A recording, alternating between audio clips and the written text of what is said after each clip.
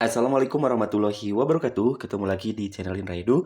Nah, dalam kesempatan kali ini kita akan belajar bersama, yaitu membahas rangkuman materi mata pelajaran Ilmu Pengetahuan Sosial tema 3 kelas 9 semester 2. Adapun pembahasannya itu atau judul temanya tentang peluang dan tantangan pembangunan Indonesia. Seperti biasa, sebelum kita melanjutkan kepada pembahasan, mari subscribe terlebih dahulu, like, komen, dan boleh share kepada teman-temannya, supaya kita semua bisa menebar manfaat yang lebih banyak lagi. Ada tujuan pembelajarannya, tentunya dalam video kali ini ada 3 sub pembahasan. Yang pertama, pembangunan di Indonesia dari masa ke masa. Yang kedua, tolak ukur kemajuan pembangunan. Serta sub pembahasan yang ketiga adalah potensi dan tantangan bangsa Indonesia menjadi negara maju. Mari kita bahas satu persatu. Nah, sub yang A, pembangunan di Indonesia dari masa ke masa.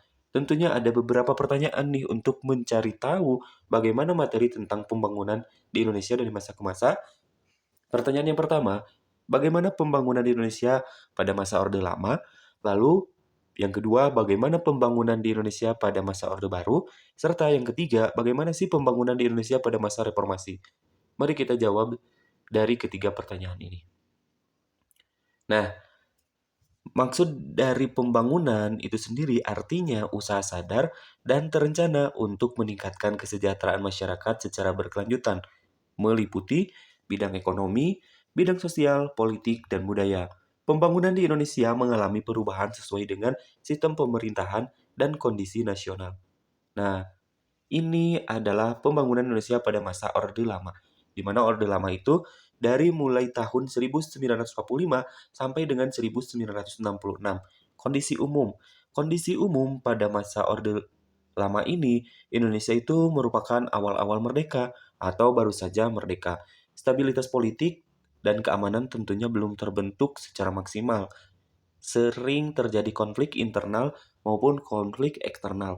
Serta kondisi umum pada masa Orde Lama itu, pemerintahan fokus mempertahankan kedaulatan bangsa atau kedaulatan negara karena merupakan awal-awal merdeka gitu ya pada tahun 1945.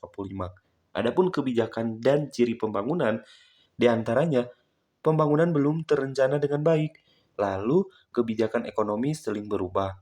Banyak proyek bersifat politis seperti Monas dan Gelora Bung Karno, serta kebijakan dan ciri pembangunan pada waktu Orde Lama, yaitu peran negara sangat dominan dalam perekonomian.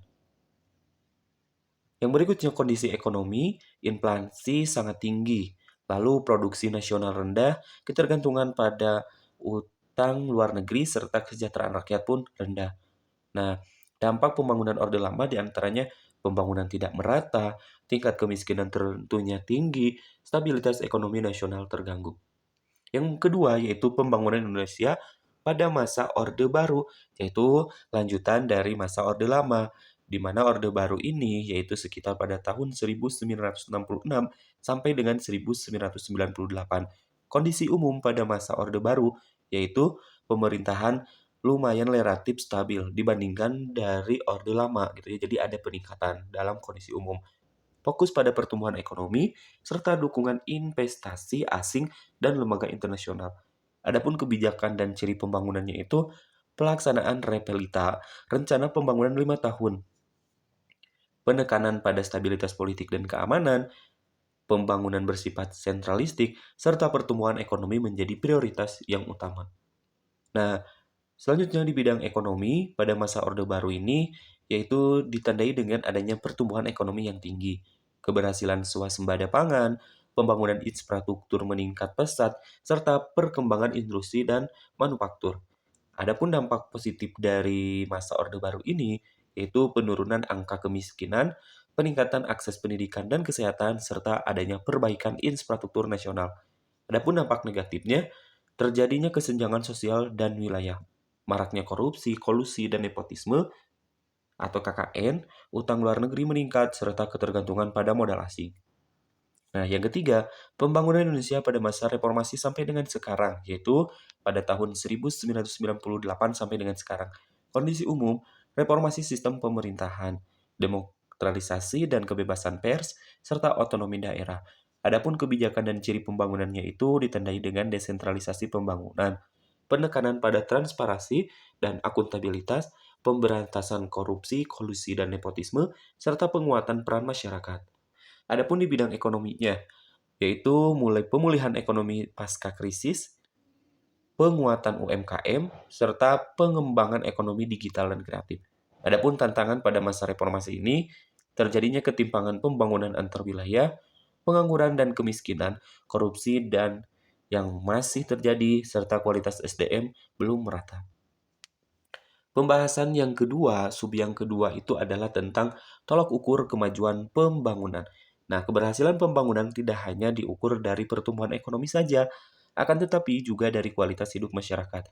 Nah, pertumbuhan ekonomi, apa sih yang dimaksud dengan pertumbuhan ekonomi? Pertumbuhan ekonomi adalah peningkatan kemampuan suatu negara dalam menghasilkan barang dan jasa dalam periode tertentu. Adapun indikator pertumbuhan ekonomi, diantaranya produk domestik bruto, pendapatan per kapita, tingkat investasi, serta tingkat konsumsi masyarakat. Adapun kelemahan dari pertumbuhan ekonomi ini tidak mencerminkan pemerataan, tidak langsung menunjukkan kesejahteraan rakyat. Nah, yang berikutnya kualitas kehidupan. Arti dari kualitas kehidupan itu merupakan pengukur atau mengukur tingkat kesejahteraan manusia secara menyeluruh. Adapun indikator kualitas kehidupan ini bisa dilihat atau kita rasakan mulai dari pendidikan, angka melek huruf, lama sekolah. Selain dari pendidikan pun dari kesehatan, angka harapan hidup, pendapatan, serta akses terhadap pelayanan publik. Nah, indeks pembangunan manusia IPM salah satunya dilihat dari indeks pendidikan, indeks kesehatan, serta indeks pendapatan. Pembangunan dikatakan berhasil jika pertumbuhan ekonomi diikuti peningkatan kualitas hidup yang sangat baik. Nah, pembahasan yang ketiga atau yang terakhir adalah tentang potensi dan tantangan bangsa Indonesia menjadi negara maju. Nah, yang pertama, kekayaan alam Indonesia, berkah atau kerugian. Tentunya sebagai berkah, sumber daya alam yang sangat melimpah, yaitu mulai dari minyak, gas, batu bara, laut, dan hutan. Sumber devisa negara, menyerap tenaga kerja.